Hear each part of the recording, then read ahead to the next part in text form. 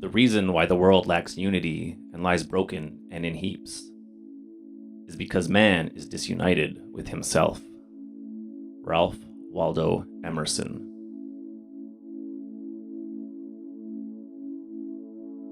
What is unity? Of the 6 definitions that the Merriam-Webster dictionary offers, I have combined 2 of them together into what I believe to be an accurate definition of unity, a condition of harmony resulting in the quality or state of being made one. Unity is not sameness, though, and this distinction needs to be made clear. Unity is an acceptance and respect of others' uniqueness and individuality. While at a passing glance, one may think that unity and individuality are at odds with one another. That simply is not the case. When 2 individuals are united in marriage, they may share similar beliefs and values, but for their union to survive and thrive, it will be through the respect and acceptance that each gives the other's unique and individual traits. So how do we as individuals, communities, and global citizens unite in the face of ever-increasing pressures for us to divide? I suggest that the starting place is respect, more specifically, with respect for ourselves.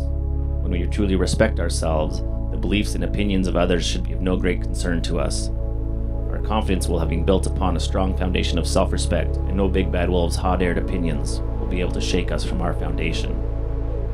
Respect for ourselves sounds easy on paper, but it cannot be achieved if we are not united within ourselves. To unite ourselves internally and build our brick house of self-respect and confidence, we must gather the broken pieces of ourselves, discard the pieces that no longer serve us, and with the fires of intentional action, forge new bricks of strength.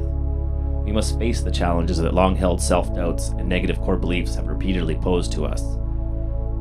My negative core belief that no one listens to what I say has kept me in a perpetual loop of not asking for help when I need it. It has kept me isolated from others, and my voice has remained silent for too long. I am challenging this core belief right now as I record this, for I am trying to reverse my negative core beliefs into a positive core belief that I have valuable messages to communicate to others. A positive core belief that I exist to help and inspire others.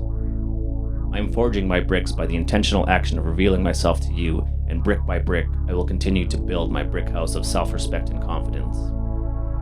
As you and I and others out there build our strong houses, the more united we will be able to stand against the gale force winds of division. Others' houses may look different than mine, smell different than mine, and worship different than mine, but none of that will diminish the strength of my house. In fact, it is the uniqueness of others' houses that makes us all stronger than the sum of our individual parts. For if my house wobbles and a brick shakes loose, I can turn to my neighbor and draw upon their experiences of forging their bricks so that I may strengthen my own.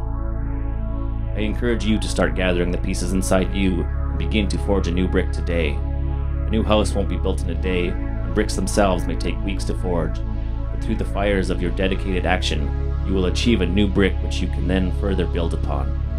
Please let me know what bricks are forging in your fire, and together we may build each other up. It is our uniqueness in this world that will allow us to unite together in a multi-toned yet harmonious song of peace, love, and prosperity. Much love.